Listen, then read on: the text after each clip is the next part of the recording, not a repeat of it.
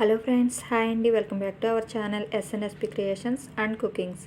ఈరోజు అయితే mill maker curry prepare చేస్తున్నాను. చాలా సింపుల్గా చేసుకోవచ్చు. దీనికి కావలసిన పదార్థాలు తయారు చేసే విధానం చూద్దాం. ముందుగా ఒక గిన్నె తీసుకొని 1 కప్పు మిల్ మేకర్ చిన్నవి తీసుకోండి. అవి వేసి వేడిగా ఉన్న వాటర్ వేసుకోండి. వేసి అటు ఇటు 1 స్పూన్తో కలపండి. ఇదంతా కలిపి ఇప్పుడు వాటర్ అంతా డ్రైన్ చేసేయండి. ఇలా నీటిని స్క్వీజ్ చేయండి, బాగా పిండండి, ఎక్కువగా పిండొద్దు. చూసారా, ఇలా వస్తాయి. ఇప్పుడు దీన్ని పక్కన పెట్టుకుందాం. ఇప్పుడు 2 ఉల్లిపాయలు, 2 పచ్చిమిర్చి చిన్న ముక్కలుగా కట్ చేసి ఉంచుకోండి. 1 టమాటో ముక్కలు చేసి పెట్టుకోండి. ఇప్పుడు ఒక మిక్సీ జార్ తీసుకుని దాంట్లో దాల్చిన చెక్క, 4 లవంగాలు, 2 ఇలాచి, జీడిపప్పు కొంచెం పలుకులు, 1/2 స్పూన్ జీలకర్ర, 1 స్పూన్ ధనియాలు,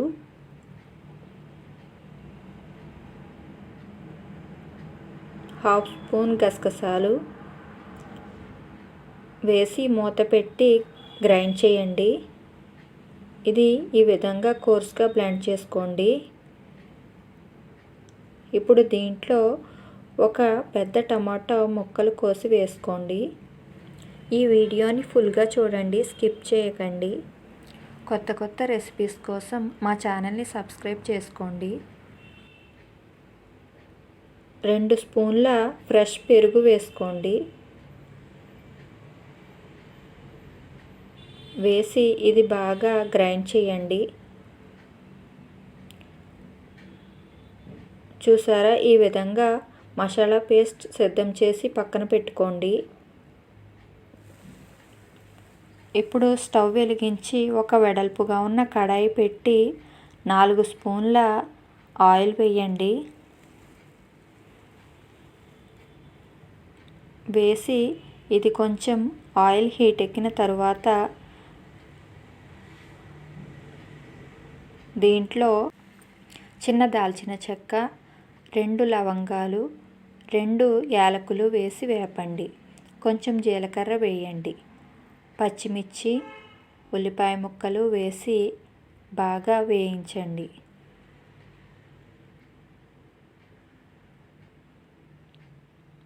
ఇవి లైట్గా కలర్ మారాలి.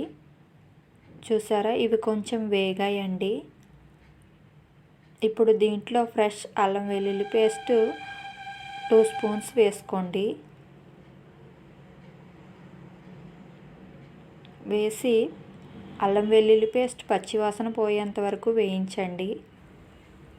ఇప్పుడు దీంట్లో 1/2 స్పూన్ పసుపు, 1.5 స్పూన్ కారం వేయండి. మీ టేస్ట్కి తగినంత వేసుకోండి. ఇప్పుడు దీంట్లో మనం గ్రైండ్ చేసి పెట్టుకున్న మసాలా పేస్ట్ వేయండి. ఇది మిక్స్ అయ్యేంత వరకు బాగా కలపండి. ఇప్పుడు ఇది మూత పెట్టి 2 మినిట్స్ ఉంచండి.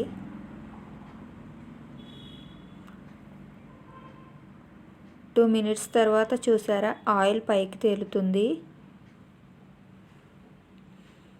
ఇప్పుడు ఇది కలపండి.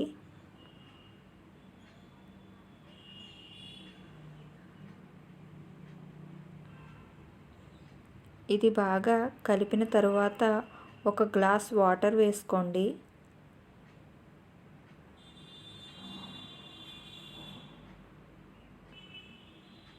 వాటర్ వేసి బాగా కలపండి.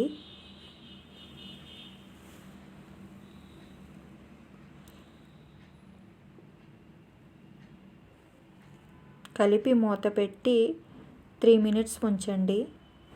3 మినిట్స్ తర్వాత మూత తీసి చూద్దాం. ఇప్పుడు దీంట్లో మీ టేస్ట్కి తగినంత ఉప్పు వేయండి. ఇది బాగా కలిసేలాగా కలపండి.